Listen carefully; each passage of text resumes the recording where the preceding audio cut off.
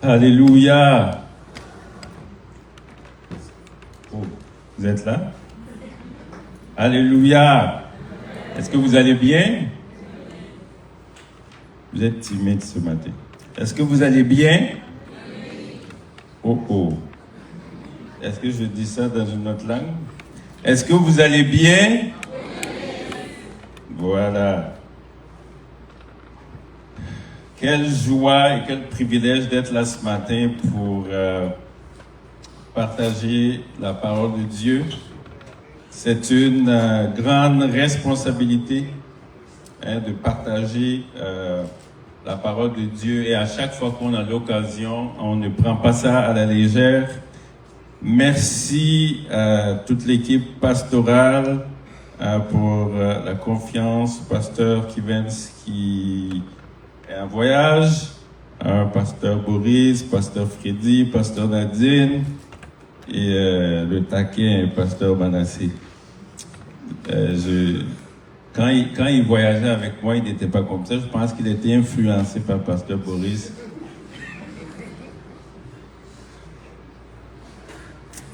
Alors, donc merci Seigneur. Nous sommes dans la thématique. Dans quelle thématique? La thématique Go. Et plusieurs éminents hommes et femmes de Dieu sont passés avant moi pour vous partager et vous encourager à Go, à partir. Et c'est depuis plusieurs semaines, les temps de la mission, on vous encourage à sortir, on vous encourage à aller. Et vous avez tellement entendu du message que je me suis dit, ce serait bien ce que je leur dise, on laisse nos sacs ici et puis on sort. C'est vraiment intéressant, hein? N'est-ce pas? Il n'y a personne qui est enchanté. Ça veut dire que vous n'avez pas compris. Ça veut dire qu'on arrête le culte ici, on éteint tout, on sort et on va dans le quartier et puis on parle de Jésus. Il n'y a personne qui dit amen. Ok. Donc on ne va pas faire ça. Parce que vous ne voulez pas. Donc, on va prier, puis je vais vous partager mon cœur. Ce matin, je vais essayer de ne pas être long. Je vais essayer d'être rapide, de ne pas m'exciter. Je vais essayer de parler doucement. Je vais essayer, d'accord? Et mais je vais vous parler avec mon cœur. Parce que vous savez que c'est important. De cette thématique-là, c'est dans le cœur de Dieu. Alors, prions. Seigneur, nous te bénissons pour le privilège et la grâce que tu nous donnes d'être là ce matin. Merci pour ton peuple. Merci pour chaque personne ici, précieuse à tes yeux. Seigneur, à qui tu as donné mandat, Seigneur, de partir. Et Seigneur, je prie ce matin qu'au-delà de ces paroles, de mes paroles, que ta parole soit esprit et vie. Que, Seigneur, ce soit ton esprit qui parle, qui convainc et qui dirige toutes choses. Sois glorifié. Merci, Seigneur, alors que on s'humilie devant toi. On prie que tout ce qui va être fait soit pour ta gloire, dans le nom de Jésus. Amen. Alors, le titre de mon message ce matin, c'est pas seulement Go, c'est Monte, viens et go. D'accord? Monte, viens et go. Et alors que je me posais la question, cette semaine, je dis, mais Seigneur, mais pourquoi après tous ces messages, pourquoi après toutes les années, toutes les fois où on dit aux gens, go, go, go, sortez, allez, pourquoi on a l'impression que les gens restent assis? Pourquoi on a l'impression que il y a de moins en moins de personnes qui sont enclines à aller, de moins en moins de personnes qui sont enclines à sortir pour toucher, pour que des vies soient sauvées.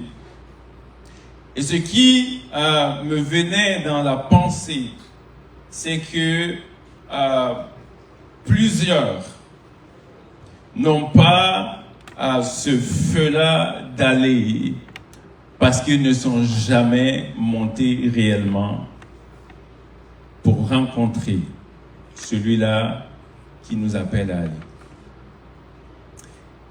Et vous savez, on va lire un verset ensemble qui se trouve dans Exode, que vous connaissez super bien. Exode, le chapitre 24.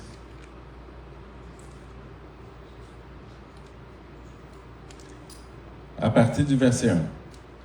Exode 24. À partir du verset 1.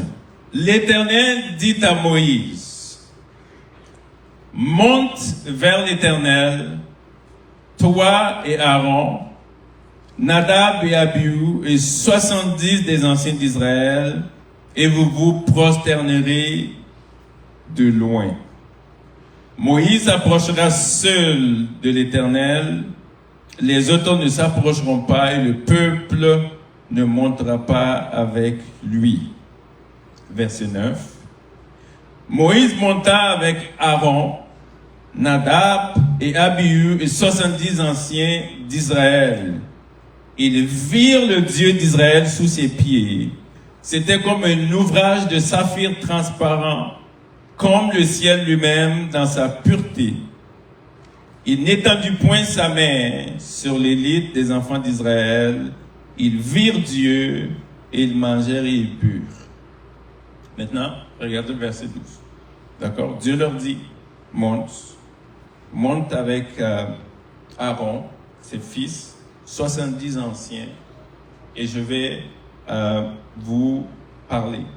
Et ils montent, ils voient Dieu, ils vont, ils mangent, et ils ont aussi bu. Maintenant, le verset 12.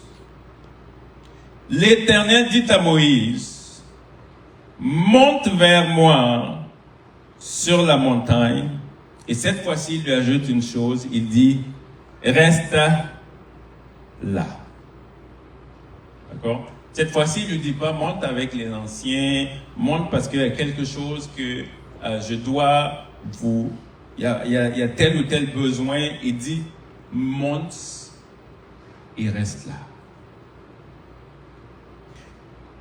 Et pour ceux qui l'ont lu, vous savez que Moïse va monter, il va amener Josué avec lui et à un moment donné, il va laisser Josué et il va monter, il va se tenir dans la présence de Dieu.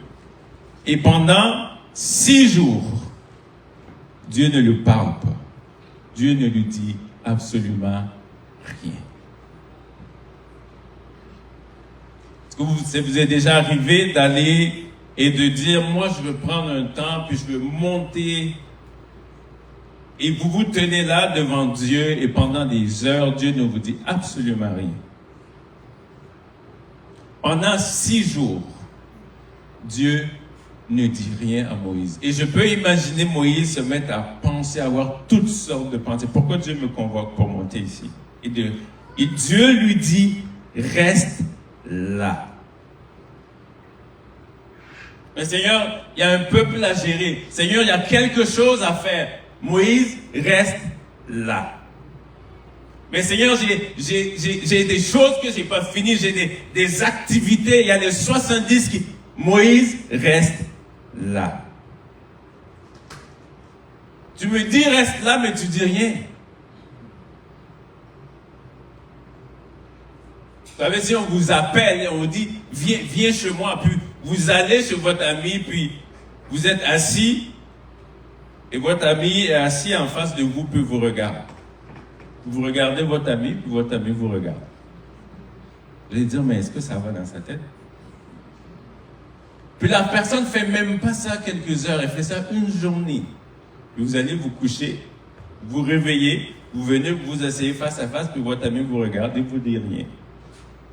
6 jours. Vous savez, 6, c'est le chiffre de l'an.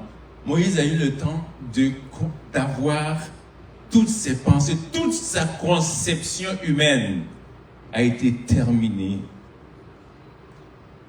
C'est comme si Dieu disait à Moïse, je vais te laisser là, sors tout ce qui est à l'intérieur, tes pensées, tes conceptions, tout ce qui est de toi, tout ce qui te pense que tu dois faire, je te laisse. Sois juste silencieux, il n'y a personne avec qui tu vas parler. Reste là.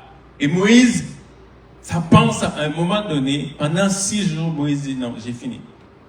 Ça fait 6 jours, j'ai plus rien à penser, j'ai plus de conception humaine. Puis là, Dieu arrive pour lui parler. Dieu appelle Moïse à monter sur la montagne, puis il change la perspective de Moïse. La façon de Moïse de voir les choses a été changée. Vous allez voir plus tard. Vous savez, quand Dieu vous appelle à monter, à venir et à demeurer là, et il vous donne sa perspective et sa façon de voir les choses, on n'a pas besoin de vous forcer pour go. On n'aura pas besoin de venir vous commander pour partir. Le jour où Dieu vous montre, où vous partagez un peu son cœur par rapport à l'humanité, par rapport à votre ville, à votre famille, à votre conjoint ou conjointe, par rapport aux gens qui sont autour de vous, le jour où Dieu vous partage un tout petit peu son cœur, personne ne va vous forcer à partir. Personne ne va vous inciter à partir. Vous allez vouloir courir pour partir. Parce que vous allez voir comment Dieu voit les choses.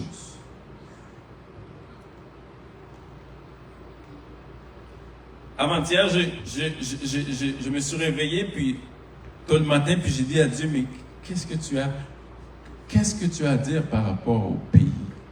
Puis là, voilà la phrase que j'ai entendue, puis je l'ai partagée à ma femme hier.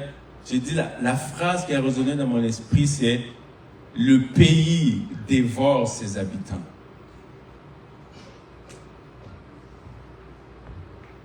Le pays lui-même dévore ses habitants.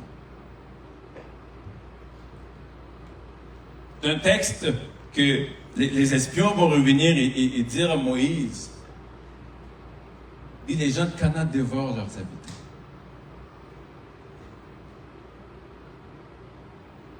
Et je n'ai pas le temps de vous expliquer beaucoup de choses ce matin. Mais ne pensez pas que tout est juste normal et plat comme ça, on est bien, on vit. Ce pays ici dévore ses habitants. Mais je déclare ce matin que tu ne seras pas dévoré dans ce pays au nom de Jésus. Je déclare que tu entreras, que tu es là et que tu prendras possession de tout ce que Dieu a prévu pour toi au nom de Jésus.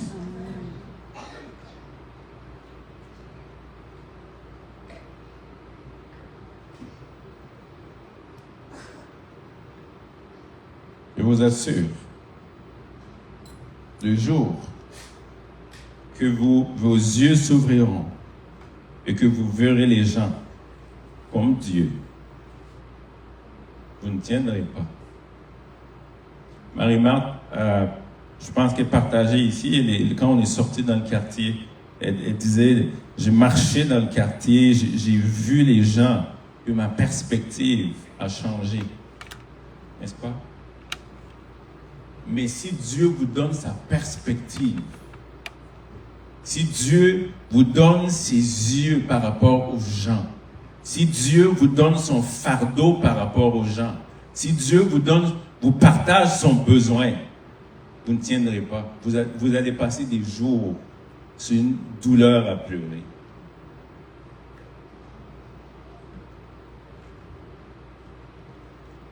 Vous savez, dans Matthieu 9,36, Jésus va être là avec les disciples, puis la foule qui est là est en train de venir, puis les disciples voient une foule qui vient de toutes sortes de personnes, puis la Bible dit que Jésus les regarde, puis dit, c'est comme des brebis sans berger. Ils sont languissants.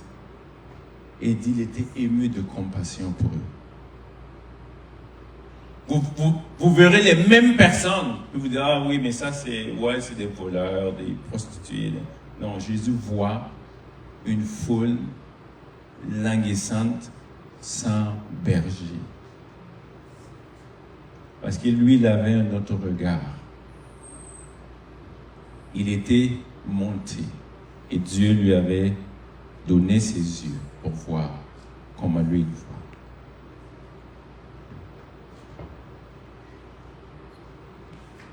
Et j'ai pris le temps de regarder,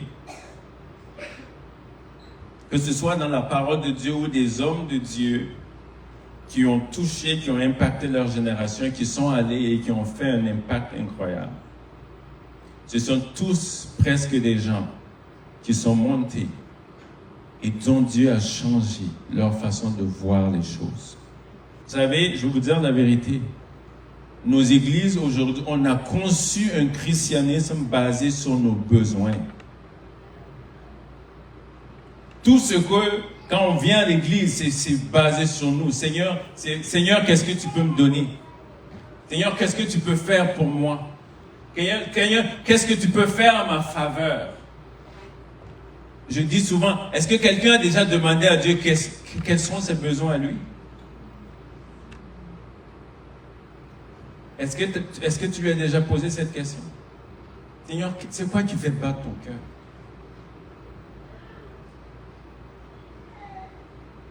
Seigneur, pourquoi tu as dû venir mourir ici? Pourquoi?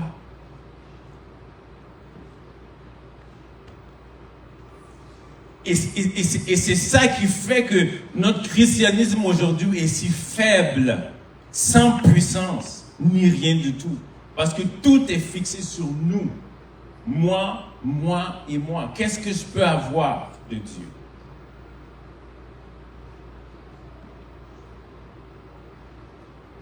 Si on dit certains types de réunions, vous allez voir que c'est plein. Et si on dit, on va venir crier à Dieu pour la nation. Ça ne nous arrange pas. Qu'est-ce qu'on gagne dedans?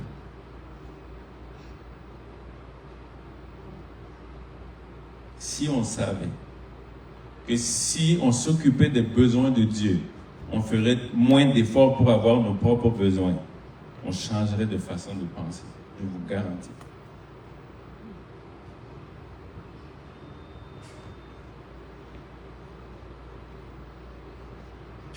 J'ai lu des hommes de la Bible souffrir par rapport au cœur de Dieu, des hommes comme Esdras, qui entendent des nouvelles par rapport à la nation, qui se mettent à pleurer, à gémir, à s'arracher la barbe et à s'arracher.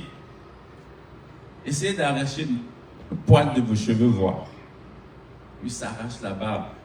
La douleur était tellement profonde dans son cœur.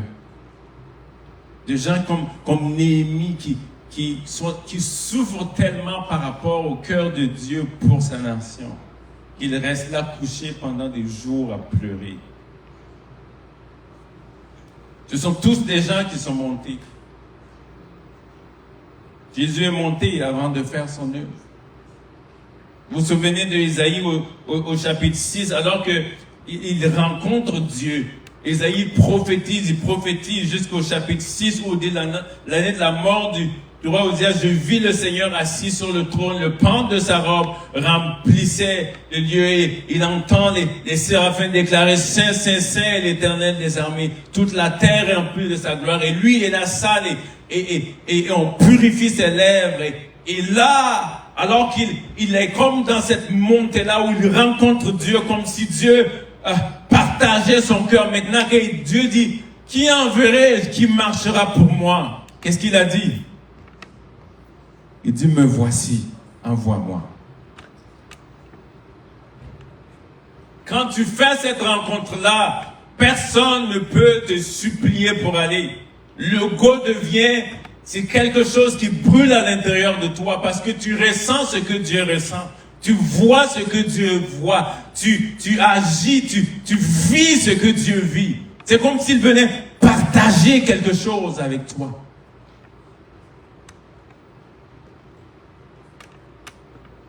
Les disciples sont montés 10 jours. Ils sont descendus complètement transformés. Paul rencontre Jésus. Il part 3 ans et demi en Arabie. Il rencontre Dieu. J'aime citer toujours un jeune homme aux États-Unis du nom de David Berner. À 19 ans, il fait une rencontre avec Dieu et sa vie change. Il est chassé de l'université parce qu'en ce temps-là, il avait la tuberculose. Il toussait, il vomissait du sang. Il a été chassé de l'université. Il a un cœur enflammé pour les Amérindiens d'Amérique. Il laisse tout et il va. Il est tellement touché que des fois on le retrouve couché à terre en train de pleurer pour les Amérindiens. Et Dieu se sert de lui. Il dit, je suis tellement enflammé par l'idée. Son concept, c'était le royaume de Dieu. Il faut que le royaume de Dieu avance. Ce jeune homme-là, il est mort à 29 ans. Mais grâce à lui, les Amérindiens ont été touchés, impactés. Dieu a fait une œuvre incroyable avec eux.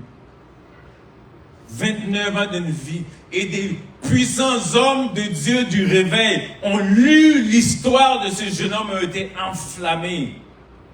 Et ils ont fait la différence. 29 ans d'une vie consacrée. En 10 ans, il a fait ce que les gens, les années n'ont pas fait. Des hommes comme David Livingstone, des missionnaires en Afrique australe qui ont impacté des vies. On connaît Edson Taylor, le missionnaire en Chine. Il y a un homme qu'on appelait le frère André. Lui, on l'appelait le contrebandier de Dieu. Dans les pays communistes où c'était interdit d'envoyer les Bibles, ils faisaient de la contrebande de Bibles. Ils cachaient les Bibles, puis ils disent, Seigneur, ferme les yeux. Tu as ouvert les yeux des aveugles, alors ferme les yeux de ces gens-là. Puis il a amené les Bibles dans ces pays. Et plus proche de nous, des hommes qui ont impacté personnellement ma vie, des hommes comme David Wilkerson.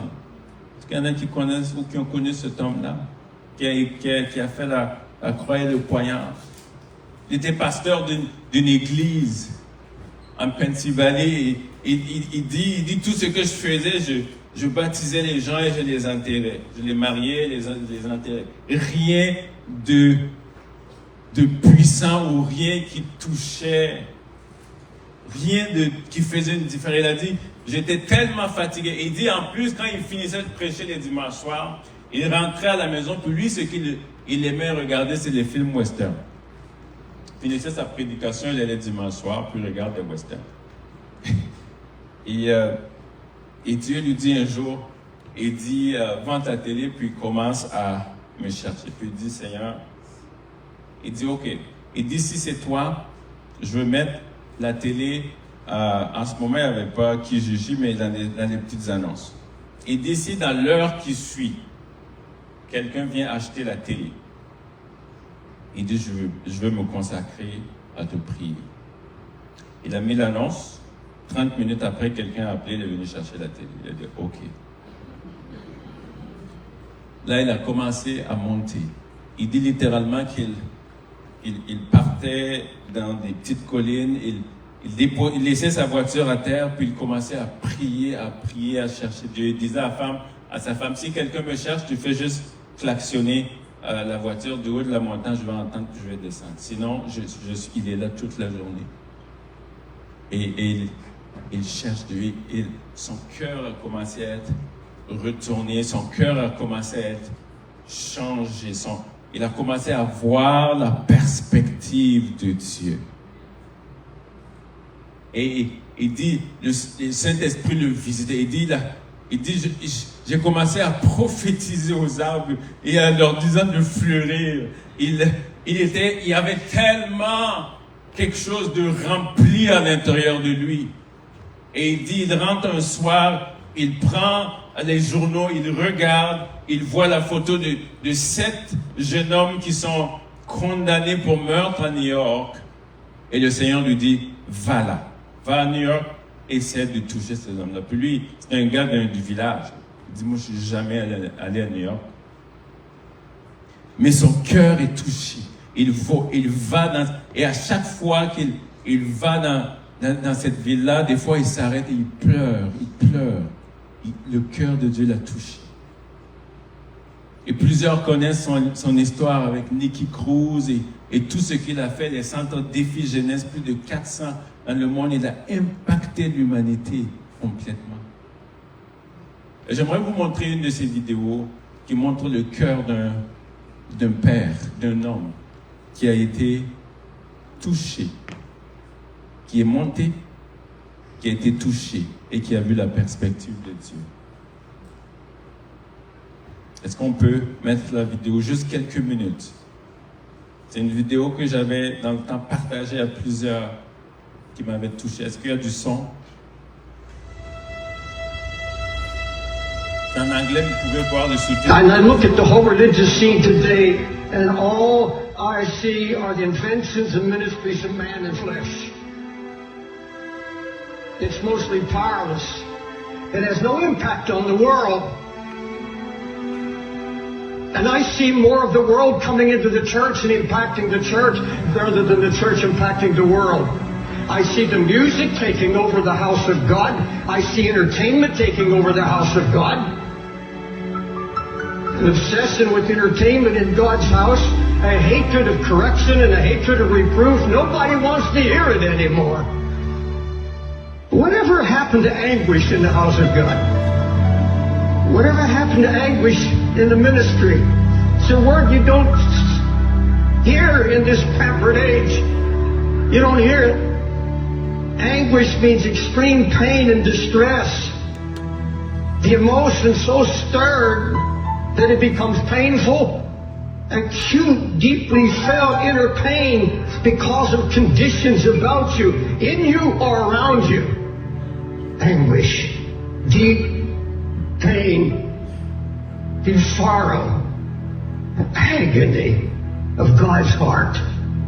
We've held on to our religious rhetoric and our revival talk, but we've become so passive. All true passion is born out of anguish.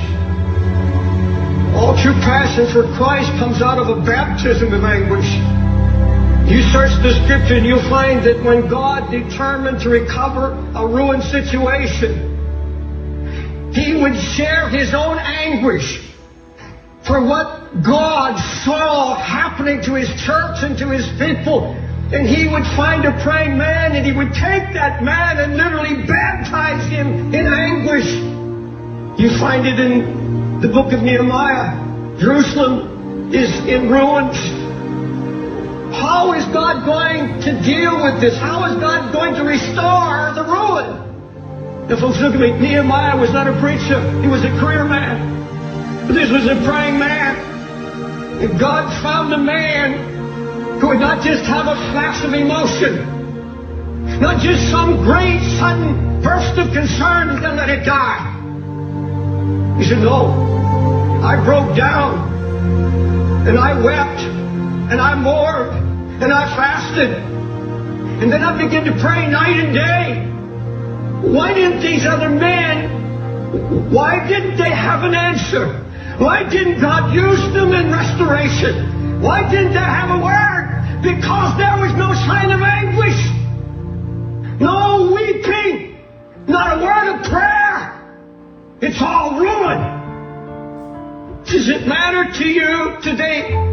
Does it matter to you at all that God's spiritual Jerusalem, the church, is now married to the world? That there's such a coldness sweeping the land? Closer than that, does it matter about the Jerusalem that's in our own hearts? The sign of ruin that's slowly draining spiritual power and passion, blind to lukewarmness, blind to the mixture that's creeping in.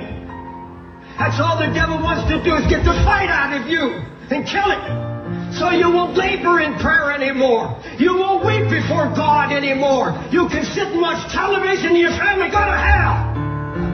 Let me ask you, is what I just said convicted you at all? There's a great difference between anguish and concern.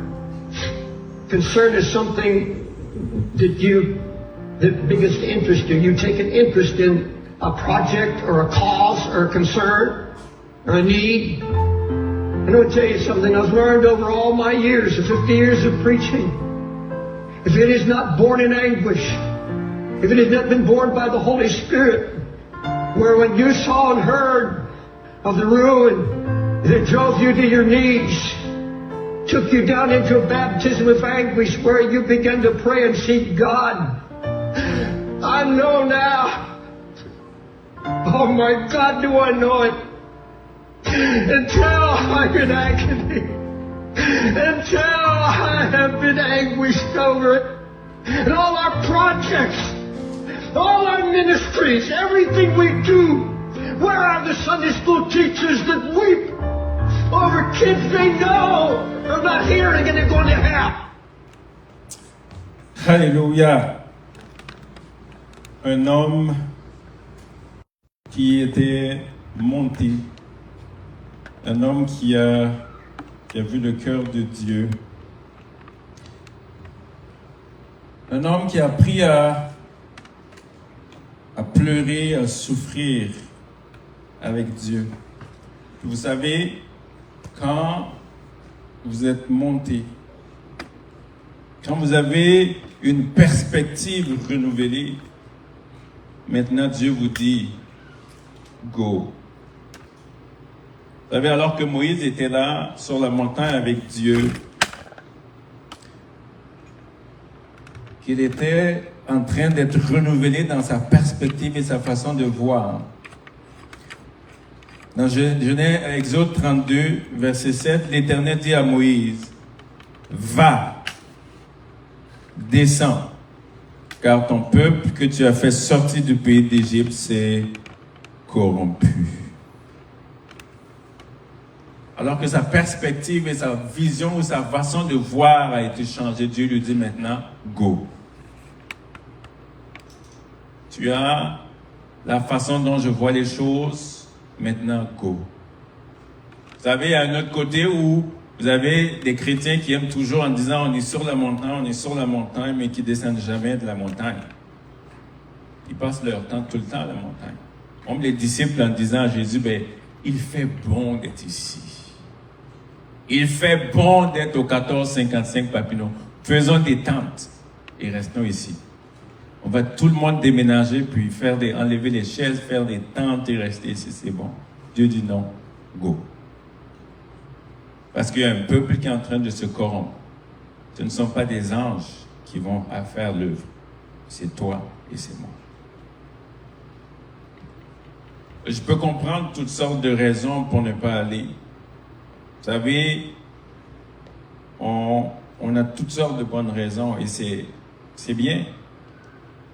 Les gens de la Bible aussi avaient de très bonnes raisons. Je suis trop jeune, Jérémie disait. Est-ce que Dieu a dit, ah oui, c'est vrai, tu es trop jeune, reste là. Qu'est-ce qu'il lui a dit? Oh. Un ange a apparu à Marie pour cette grande œuvre d'être la maman de Jésus. Plusieurs, quand vous regardez, vous allez vous rendre compte que Marie était encore adolescente. Il ne passait pas peut-être les 14, 16 ans. Trop jeune. Je ne suis pas capable, je ne peux pas parler. C'est ça que Moïse aussi a dit, c'est ça que certains disent ici. Alors que quand vous lisez dans la Bible, vous allez voir que Moïse a été élevé en Égypte, il était puissant en parole et en œuvre. Mais devant l'œuvre que Dieu l'appelle à faire, il dit, moi je ne peux pas parler, je bégaye. Il y a plusieurs d'entre nous aussi ici. Quand vous les voyez dans les secrets, c'est les plus grands bavards au monde. Ils sont ils ou elles sont puissants en parole et en bavardage. Mais quand on dit go, ils disent non, moi je bégaye, je ne sais pas comment parler aux gens.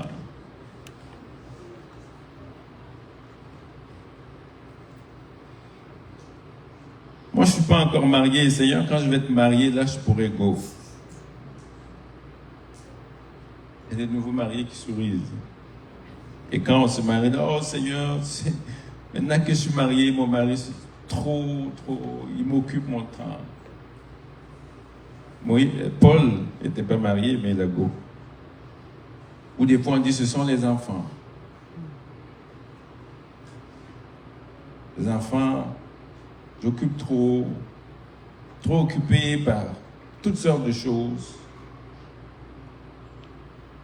D'ailleurs, c'est le travail. Moi, je suis un cadre et puis j'ai trop de responsabilités. On l'a vu dans la vidéo, Néhémie n'était pas pasteur. C'est un cadre.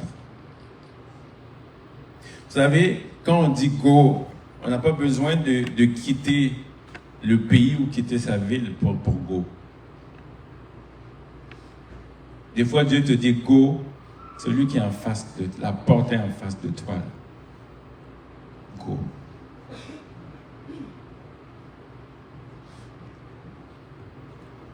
William Booth, le fondateur de l'Armée du Salut, a dit un jour que si Dieu pouvait suspendre ses officiers ou ses pasteurs au-dessus de l'enfer pendant quelques minutes, ça changerait leur perspective. Vous savez, on est tellement occupés à nous-mêmes qu'on ne voit pas la souffrance des gens. Si vous saviez, si vous voyez la souffrance des gens,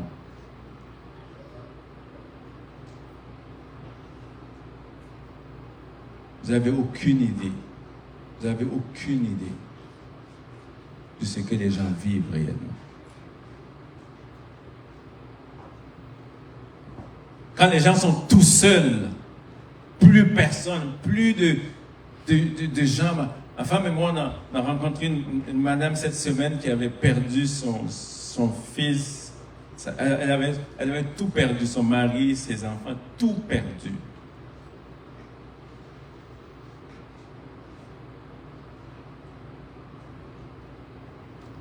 Il faut qu'on y aille. Qui va les annoncer si ce n'est pas nous? Qui va leur parler si ce n'est pas nous?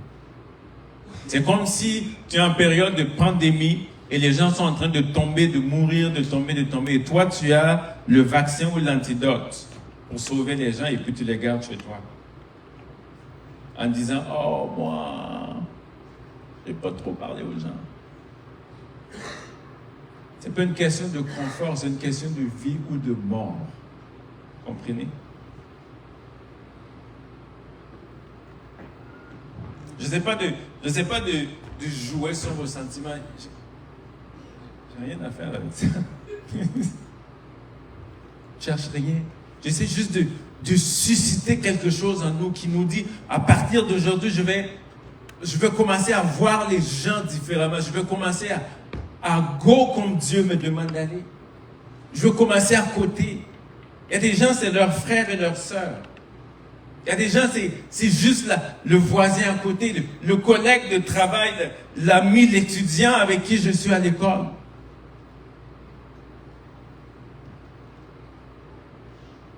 Il faut que chacun de nous, c'est une responsabilité.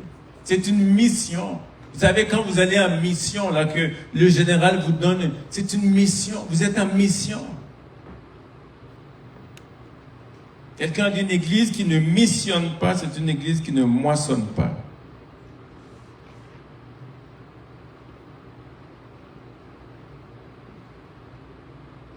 Dis à ton voisin, tu es en mission sur la terre. Tu es en mission. Alors, dis-lui, il faut que tu aies la mentalité du royaume de Dieu.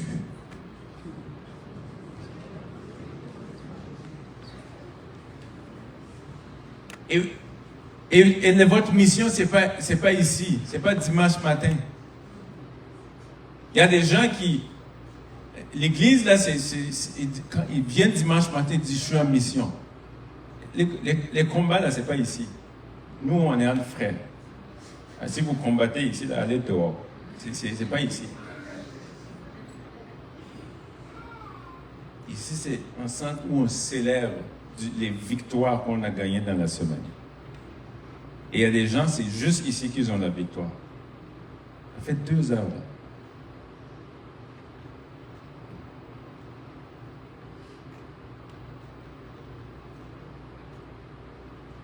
Il faut que Dieu nous intégrons ça toute notre vie, là, nous sommes en mission.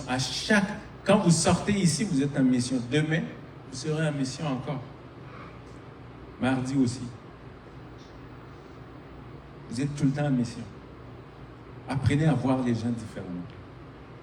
On va prier tout à l'heure. Seigneur, ouvre nos yeux pour voir l'humanité comme toi tu les vois. Et quand on décide de vivre selon la mentalité du royaume, si on dit Seigneur, oui, je vais aller, je vais go, voilà 3 choses que Dieu s'est engagé à faire ou à vous donner. 3 P. La provision, la protection et la puissance. Ça, c'est la partie de Dieu. Et toute armée ou tout pays ou toute institution qui envoie quelqu'un en mission doit pourvoir pour ces 3 choses. La provision, la protection et la puissance.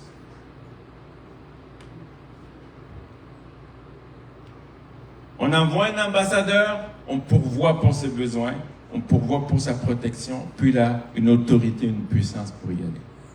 Et pour Dieu, c'est pas différent.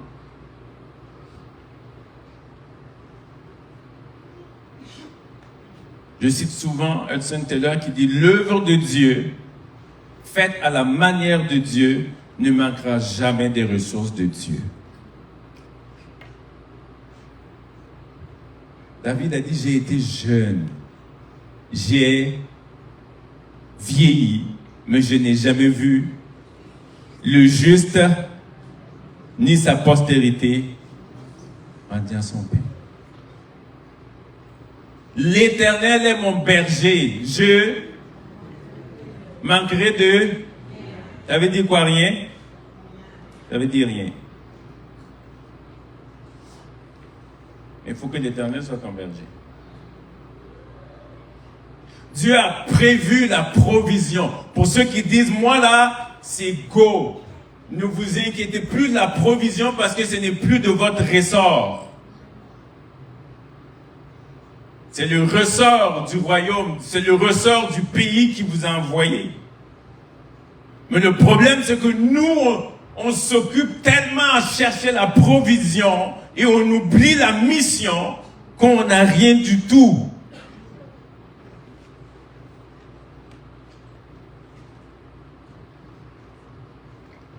Arrêtons de fonctionner à l'envers. Jésus a dit quoi? Cherchez et toutes. Ça veut dire quoi? Toutes ces choses. Toutes ces choses. Est-ce que vous croyez à ce verset-là? Non, mais est-ce que vous croyez réellement à ce verset-là? Ok, mais pourquoi vous faites pas ça?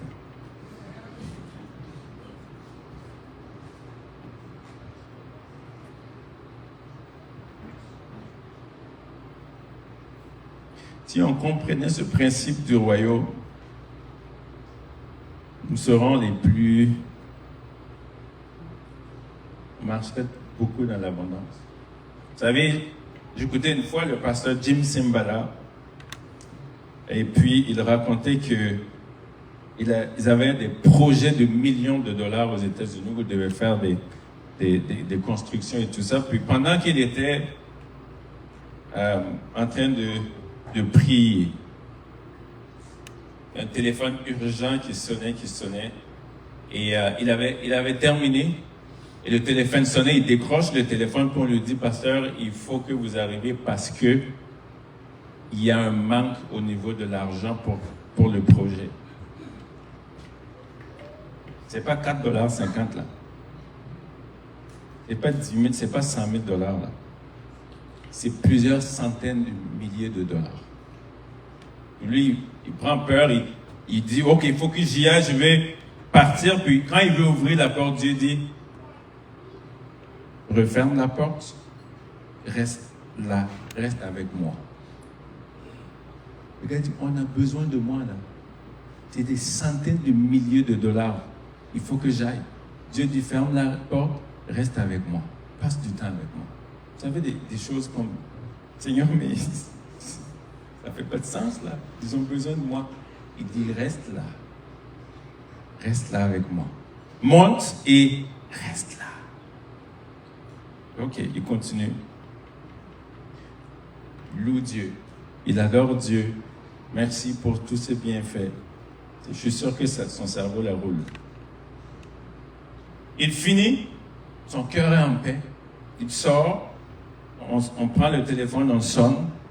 On dit, pasteur, vous n'avez plus besoin de venir, quelqu'un vient de régler tous les comptes. Je vous dis, ce n'est pas 4,50 $. C'est des centaines de milliers de dollars US. Dieu du reste là, c'est moi le patron de l'œuvre, c'est moi qui pourvois. Toi, tu es juste un instrument. Alors reste là et laisse-moi faire. Quelqu'un a fait un chèque, je ne sais plus, c'est 600 000 $ et puis il a envoyé. Dieu s'en occupe. Quand vous êtes en mission, si toute votre vie vous êtes en mission, il y a des choses pour lesquelles vous ne vous inquiéterez plus. Vous avez un des plus grands, je dirais, une des plus grandes armes spirituelles, c'est quoi? Aller dormir. Dieu dit, allez dormir. Parce que quand vous allez vous réveiller, moi j'aurai accompli mon travail.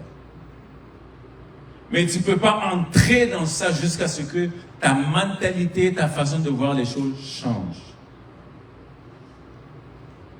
Parce que vous êtes dans la business de Dieu. Dieu s'occupe de sa business. Si vous êtes dans votre business, vous allez souffrir et souffrir dans votre business. Ta business, la profite à qui? Au royaume de Dieu? À qui? Ton travail profite à qui? Ton intelligence et ta sagesse profitent à qui? Tout ce que tu as et fait et dit profite à qui? Quand ça va profiter au royaume, tu n'auras plus besoin de t'inquiéter. Ma femme a déjà raconté ici, on l'a raconté plusieurs fois, alors qu'on avait fait de l'évangélisation ici à Montréal, puis on avait dit, OK, l'année qui suit, là, on va aller au métro Honoré-Beaugrand, puis on veut évangéliser, on veut aller là. Et j'étais assis avec mon téléphone, je cherchais, puis j'ai écrit quelque chose. Je suis tombé sur un bâtiment. J'ai dit à ma femme, OK, on va aller. Ben, j'ai dit, on va aller voir ça. C'était un bâtiment dentiste. Et ma femme dit, ben, OK. Elle dit, on va aller voir la place et puis après, on va aller voir le lieu où on va faire l'évangélisation avec ce que Christ a fait. On arrive là, c'est un grand terrain, puis on dit, OK, mais si on mettait le camion ici, on pourrait faire de l'évangélisation, on pourrait faire... Puis, on rentre, on regarde, puis on dit que c'est bien, tout ça. Puis on a fait une chose qu'on n'a fait jamais. On ne va jamais regarder quelque chose, puis s'engager à l'acheter. On laisse, on va réfléchir. Et quand on est resté là, on a regardé, on a vu tout le potentiel par rapport à l'évangélisation. On a dit au courtier, il a dit, on va dans notre bureau. On l'a suivi, on est allé dans son bureau. Puis on lui a dit, ça nous intéresse. On a dit, on va faire une offre. Puis le courtier nous a dit, il dit, ça fait 2 ans que le bâtiment est là. Personne n'a voulu l'acheter. Il dit, mais aujourd'hui, quelqu'un a fait une offre. Avant vous. Puis il dit, je vais vous dire quelque chose. Il dit, je suis courtier, je ne suis pas supposé vous dire. Il dit, mais la propriétaire refuse cette offre-là. Fait qu'il a plié la feuille, puis il l'a jetée. Il a dit, OK, vous faites une offre. Bon, on a dit, il a appelé sur place la propriétaire. Puis il a dit, j'ai 2 clients ici qui veulent, voilà ce qu'ils proposent. Puis il a dit, ben, ils veulent faire quoi avec ça? Puis elle a dit, OK. Elle a accepté l'offre avant qu'on signe les papiers. Puis, est-ce qu'on avait été sous pour ça? Pas forcément. Mais on allait là pour une mission. C'était pour le royaume de Dieu. Alors, qui doit pourvoir? Hein? Le roi du royaume?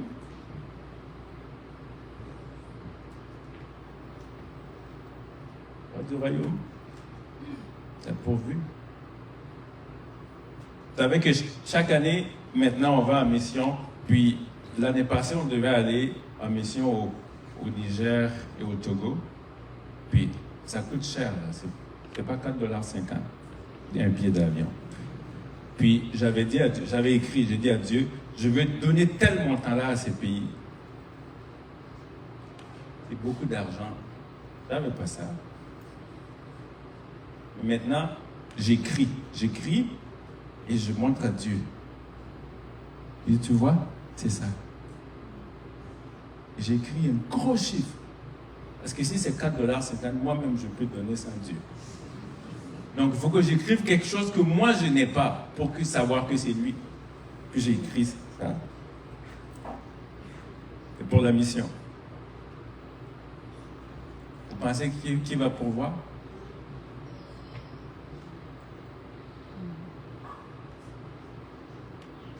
On devait acheter à un moment donné un autobus. OK? On avait un autobus qui était bien. Puis on allait voir, ma femme et moi, on allait voir le propriétaire du gars qui vendait l'autobus. On en allait chercher, il y a juste un. On va voir le gars. Puis il a dit son prix, on trouvait que c'est trop cher, ça. Vous savez que l'acheteur dit toujours que c'est trop cher. C'est même écrit dans la Bible. Et dit, quand il part, il s'en félicite. Il dit, c'est trop cher. On dit, il faut que tu diminues la coupe quasiment 6. Diminue. Puis il dit, vous voulez faire quoi avec? Je dis, ben, c'est pour, on est des chrétiens, on veut faire l'œuvre de Dieu avec. Il dit, ah bon? Il dit, moi aussi je suis chrétien. Il a coupé. Je ne vous raconte pas ça pour B ou quoi que. Comme je vous l'ai dit, il n'y a rien à faire avec ça. Mais pour vous montrer que Dieu, que l'œuvre de Dieu, Dieu pourvoit pour son œuvre. Il faut juste changer sa perspective. Quand vous allez capter ça, votre vie à tous les niveaux va changer. Parce que Dieu s'engage. Quand on s'engage. Essayez-le, d'accord? Essayez-le. Maintenant, commencez à changer votre perspective. Tout ce que je fais, tout ça, ça appartient à Dieu. C'est pour son œuvre. Vous allez voir. Vous allez dormir, puis Dieu va vous donner des choses. Il va vous dire des choses à faire. Il va vous envoyer des opportunités. Vous allez vous battre moins. On souffre beaucoup, hein, n'est-ce pas? C'est ça que le peuple d'Israël faisait aussi. Il dit, on amasse, mais c'est comme si nos poches là sont trouées. Dieu dit, c'est parce que vous amassez pour vos maisons l'embrissez pendant que ma maison est à zéro. Il dit, quand vous amassez, moi j'ai fait... Il y a des gens qui ont l'impression que leur salaire là, on fait...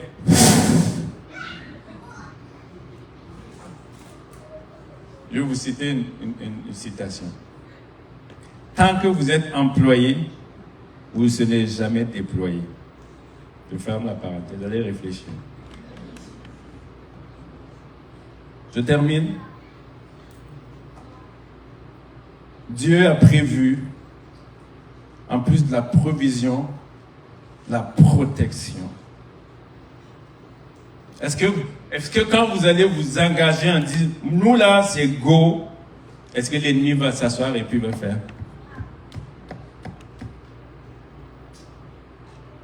Non. Il va se lever. Il va dire, il faut arrêter tel et tel homme. Mais n'ayez pas peur. Parce que même si vous ne faites pas, il va vous attaquer pareil.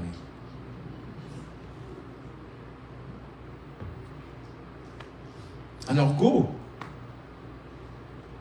Mais Dieu a prévu de protéger ses enfants. L'Éternel est ma lumière et mon salut, de qui aurais-je? Il est le soutien de mon âme, de qui aurais-je peur? Psaume 27. Si une armée se campait vers moi, ce sont mes ennemis qui reculent et tombent. C'est le psalmiste qui dit ça. On veut l'attaquer, on veut le tuer, tout ça. Et puis lui, il continue en disant, je demande à l'Éternel une chose. Il dit, mon gars, au lieu de fuir, toi tu demandes d'habiter dans la maison. Oui. Celui qui demeure sous l'abri du Très-Haut repose à l'ombre du Tout-Puissant. Je dis à l'Éternel, et ma forteresse, c'est lui qui te délivre du filet de l'oiseleur. C'est lui qui te soutient. L'année passée, on allait en mission, puis j'ai commencé à tousser avant. Je toussais. J'avais la coqueluche. Vous savez, quand tu tousses et puis tu fais... Je ne savais pas c'était quoi. J'ai souffert avec... Parce que même ma famille voulait fuir de moi. Parce que je toussais, je sécrétais, Et je suis allé en mission comme ça. J'ai amené une bouteille d'eau. Les gens ne savaient pas, mais moi, j'ai amené une bouteille d'eau, je déposais comme ça. Parce que quand je toussais, c'était comme si ma respiration coupait. Donc je pouvais... Ça me prenait quelques temps pour reprendre mon souffle.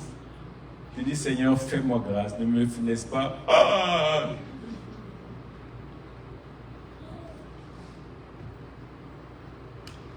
Et quand je suis sur le stage en train de faire l'œuvre de Dieu, j'ai rien. Quand je descends, parce que Dieu préserve sa parole. Des fois, c'est pas nous, hein. C'est ce qui veut délivrer là qu'il préserve. Pendant la Covid, ma femme, on était à Shawinigan, on avait été invités pour prêcher. Je ne sais pas si j'avais la Covid, mais je toussais. Mais quand je suis venu m'asseoir devant l'église, je toussais. Avant même qu'on m'introduise, je toussais. Quand on m'a introduit, puis je me suis levé, je suis monté, j'ai pris le micro, je n'ai plus toussé. Quand j'ai fini, j'ai remis le micro, je suis descendu, j'ai recommencé à tousser.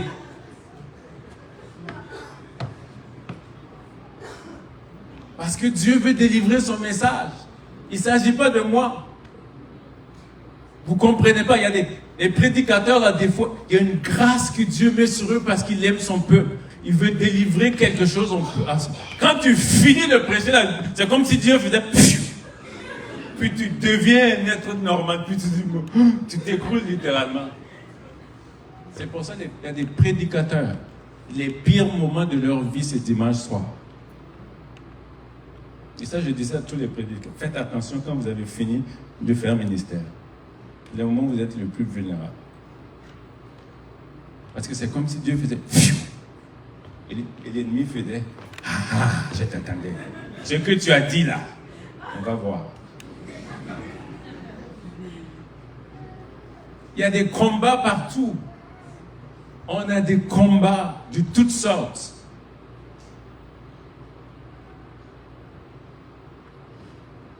Des combats de toutes sortes. L'ennemi veut achever tout le monde. Tous ceux qui disent, nous là, c'est go, go, go. L'ennemi veut achever. Mais mon Dieu dit ça.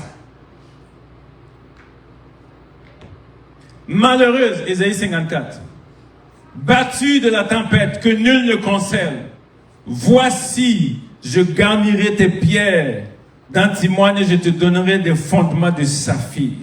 Je ferai tes créneaux de rubin, tes portes d'escarboucle et tout ton enceinte de pierres précieuses. Tous tes fils seront disciples de l'Éternel. Tu seras affermi par la justice. Bannis l'inquiétude, car tu n'as rien à craindre. Et la frayeur, car elle n'approchera pas de toi. Si l'on forme de complot, cela ne viendra pas de moi. Quiconque se liguera contre toi tombera dans le pouvoir. Voici, j'ai créé l'ouvrier qui souffle, le charbon au feu, qui fabrique une arme pour son travail, mais j'ai créé aussi le destructeur pour le briser. Toute arme forgée contre toi sera sans effet. Et toute langue qui s'élèvera en justice contre toi, tu la condamneras. Tel est l'héritage des serviteurs de l'Éternel. Tel est le salut qui leur viendra de moi, dit l'Éternel. Ça vous bénit pas ça?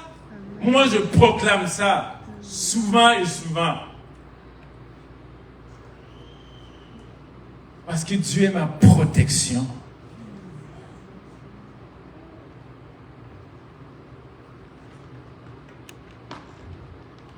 Dieu a prévu la puissance. Jésus a dit, allez, faites de toutes les nations les disciples. Go! Faites de toutes les nations, faites de Montréal, faites du quartier Centure même les disciples. Et à tous ceux qui vont aller, voilà les miracles qui accompagneront ceux qui iront à Go. À mon nom. À mon nom. Malade guéri, aveugle voit, boiteux marche, lépreux purifié, tout. Parce qu'il y a une puissance qui vient sur vous. Il vous révèle de sa puissance pour faire son œuvre. Il ne vous laisse pas, je vais appeler les musiciens à venir, il ne vous laisse pas seul. Jésus a dit, je m'en vais, mais je vous laisse un autre moi. Il sera toujours avec vous. Sa puissance, l'autorité et tout est avec vous. N'ayez pas crainte. Monte, viens et go. Et à chaque fois que tu go, que tu ailles faire tout ce qu'il y a à faire, remonte là où tu dois être. Je lis dans la parole de Dieu, alors que le peuple, ils sont allés par-ci, par-là, Bethel, ils sont revenus à Gilgal. Il faut revenir constamment devant Dieu. Est-ce qu'il y a des gens qui sont prêts à y aller maintenant?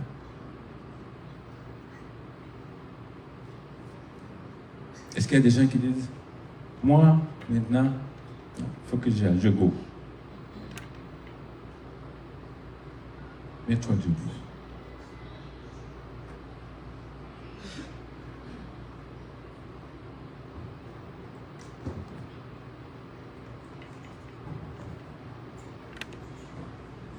Peut-être que vous n'irez pas à 10 000 kilomètres. Mais là où le Seigneur vous appelle. Et si le Seigneur vous appelle dans quelque chose que vous semblez plus petit, soyez fidèles là. Parce que Dieu va étendre de plus en plus. Fidèle dans les petites choses. Dieu va t'en confier des grands.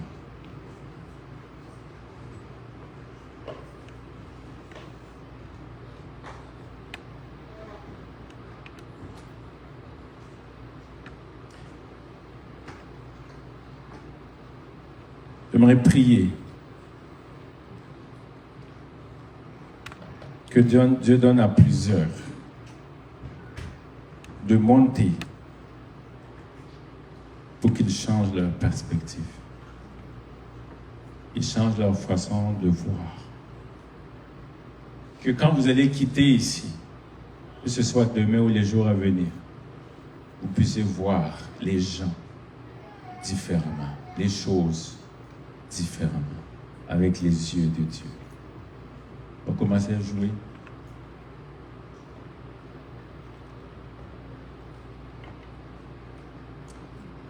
L'heure a avancé, donc on ne va pas faire d'appel en avant. Mais j'aimerais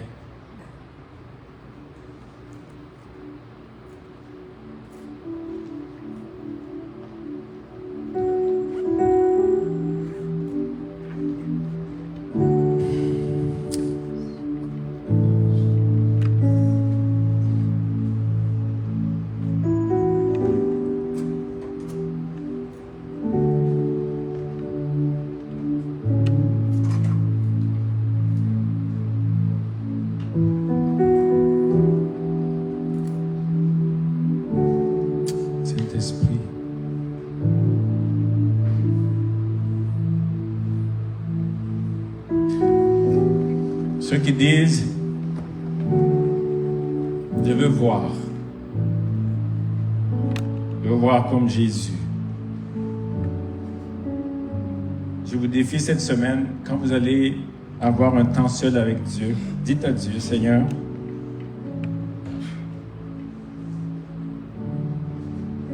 fais-moi voir comme toi. Et dites-lui, fais-moi ressentir ton fardeau pour la nation dans laquelle je suis ou ailleurs.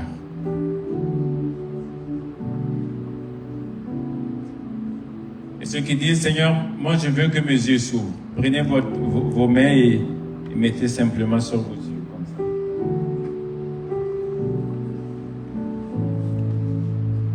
J'abandonne.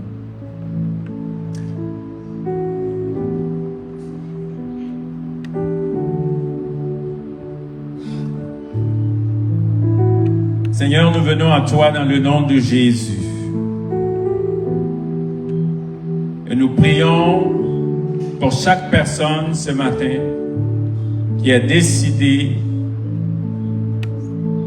de go et qui veut, Éternel, voir comme toi. Alors qu'ils vont monter, Seigneur, je prie que leurs yeux s'ouvrent, que leurs yeux spirituels s'ouvrent. Dans le nom de Jésus.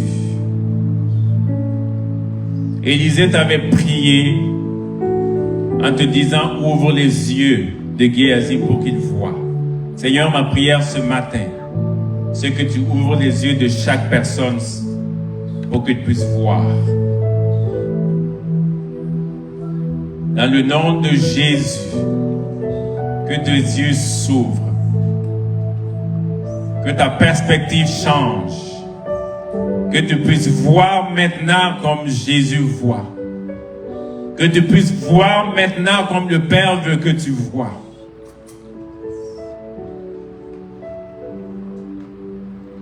Pour certains, ça va être comme des flashs, pour certains, ça va être comme des songes et des visions, comme Paul qui a vu ce Macédonien et qui lui a dit, viens, secours-nous.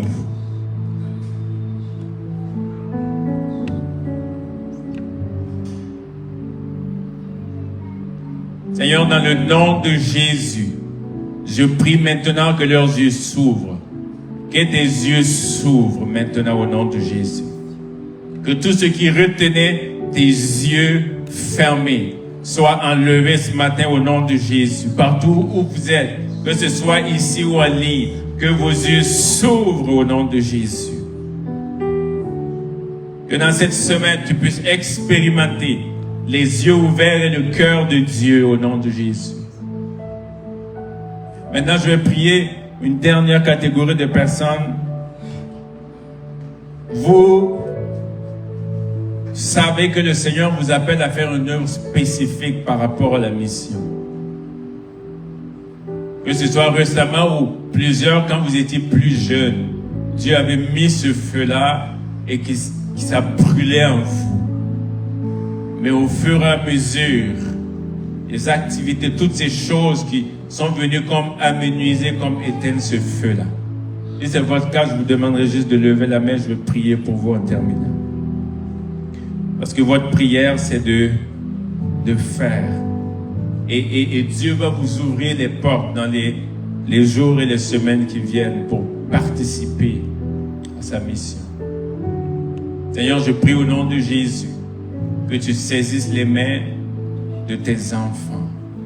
Plusieurs auxquels tu as appelé depuis longtemps pour la mission, que ce soit local ou international. Je prie au nom de Jésus que tu puisses confirmer ça aujourd'hui. Que ta présence et que ta puissance les saisissent ce matin au nom de Jésus de Nazareth. Que leurs mains deviennent l'extension de tes mains. Que leur bouche soit comme ta bouche dans le nom de Jésus de Nazareth. Merci Saint-Esprit pour ce que tu fais. Merci pour l'œuvre que tu accomplis enflamme le cœur de chaque personne à Gospel Vie pour que ce thème Go ne soit pas seulement un thème de plus ou un slogan, mais que ce soit un cri de cœur de chaque personne. Seigneur, je te prie et je te dis merci pour ce que tu fais et ce que tu sèmes dans le cœur, dans le nom de Jésus. Amen.